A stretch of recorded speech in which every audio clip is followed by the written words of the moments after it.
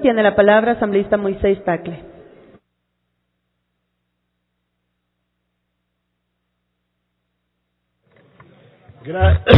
Gracias, señora presidenta, colegas asambleístas.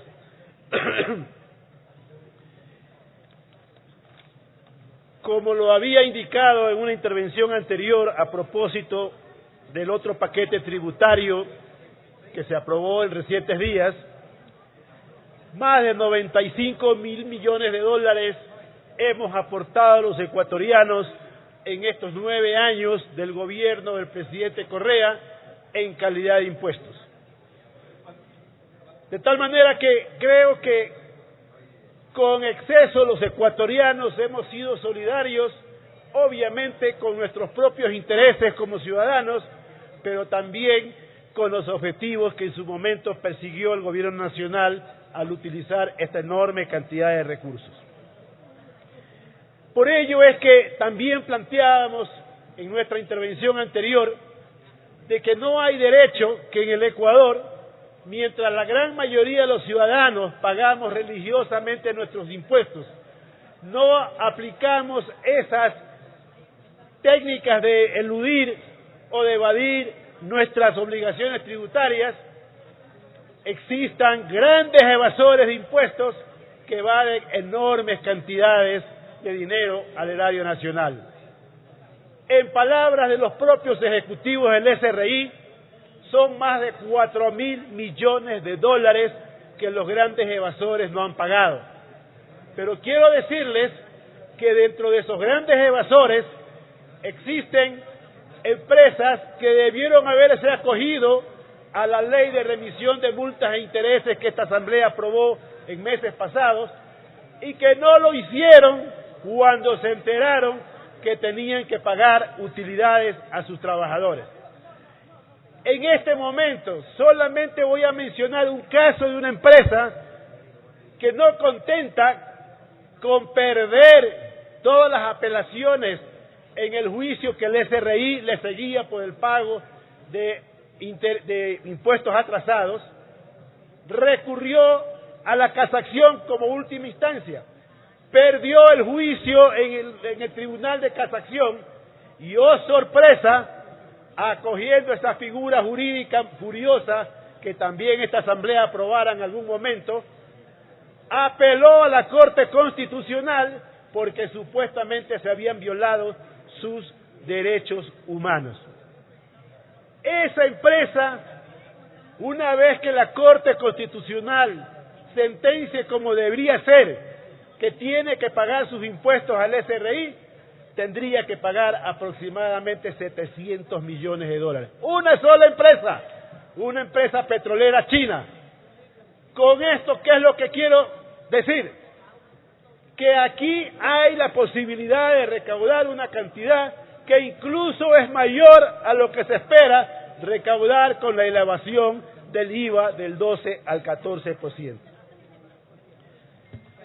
Todos los economistas, pero más allá de los economistas, los ciudadanos en general, siempre han manifestado su desacuerdo con que se eleven impuestos en épocas de recesión económica. Este no es un tema que se nos ocurre a algunos asambleístas de la oposición. Este es un sentimiento universal de los ciudadanos en todas partes del mundo donde se plantea semejante idea. ¿Y por qué los ciudadanos se oponen a este tipo de medidas? Porque ellos más que nadie saben que subir el IVA es el impuesto más perverso que puede haber. Es el impuesto que por antonomasia perjudica fundamentalmente a los ciudadanos que tienen menos ingresos económicos. Eso lo sabe todo el mundo.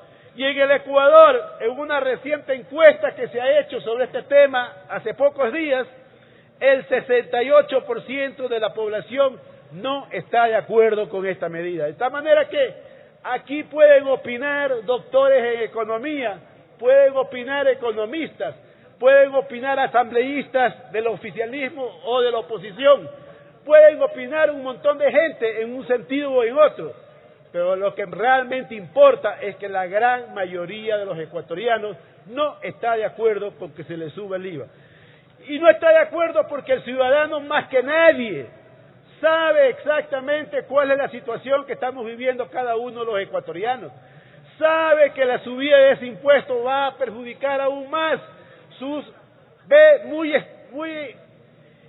recursos económicos, que en este momento están realmente afectados por el gran crecimiento de los costos y sobre todo por la disminución notable de los ingresos, no solamente porque paga más impuestos, sino porque los precios suben de los artículos de primera necesidad.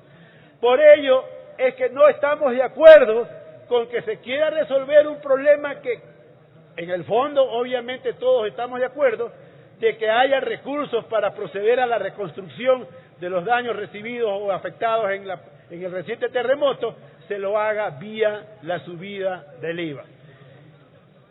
Se han planteado muchísimas ideas al respecto de cómo se puede, en lugar de subir el IVA, realmente recaudar más ingresos.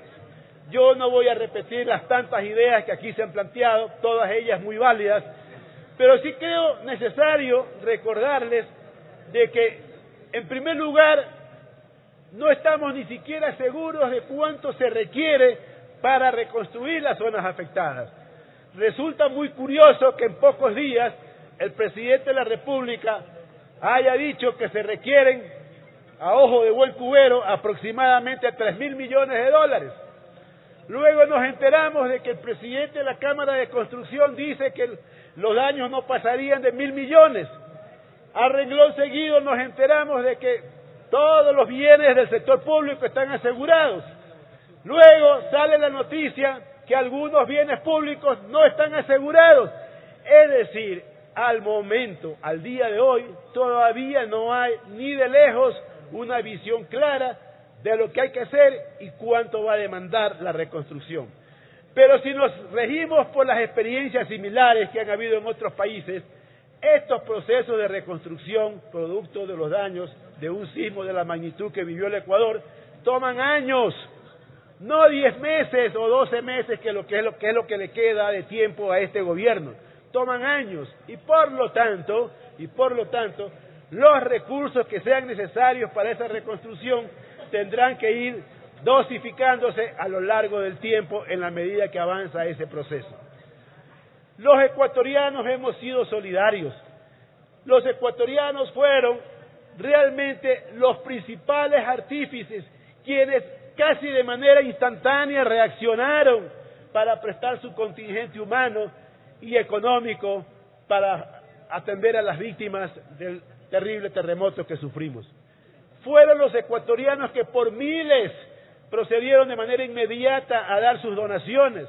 Muchos de ellos fueron a la zona del desastre a prestar su contingente humano en el rescate de personas que pudieran estar debajo de los escombros, o en la atención de los heridos, o en la repartición de las donaciones que de la manera más generosa y realmente extraordinaria se produjo en todas partes del Ecuador. De tal manera que no se puede apelar al espíritu de solidaridad de los ecuatorianos, porque creo que hay pruebas suficientes de que los ecuatorianos hemos sido, somos y seguiremos siendo solidarios con todos aquellos que han sufrido alguna afectación producto del terrible terremoto.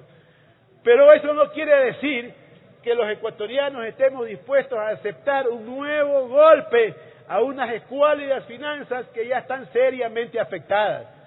Cuando se quiere recaudar impuestos siempre hay un objetivo, y obviamente ese objetivo parte de la premisa de que subiendo impuestos se va a recaudar más. Pero en el caso específico que nos ocupa, subir el IVA ni siquiera va a producir ese objetivo. Probablemente, como ya están reportando las cifras de recaudación del SRI, se va a recaudar menos y por lo tanto no va a surtir el efecto que el gobierno central persigue. Lo más conveniente, colegas asambleístas, es buscar otros caminos. Renegociemos la deuda externa. No puede ser posible que en este momento se mantenga una deuda con cortísimos plazos, con tasas onerosas y que no se quiera renegociar la misma, justamente aprovechando de que estamos en una situación económica muy delicada. Se puede cobrar impuestos a estos grandes evasores, que deben cantidades enormes al fisco ecuatoriano. Se puede rebajar el gasto público. ¿Cuál es el problema de que el gobierno no pueda hacerlo? Cumplió su tiempo, asambleísta. Siguen planteando medidas que crean más entes burocráticos. Señora Presidenta, colegas asambleístas, siempre estaremos de acuerdo en que se tomen todo tipo de medidas, y este proyecto plantea algunas cosas importantes a favor de los damnificados del reciente. Gracias, asambleísta.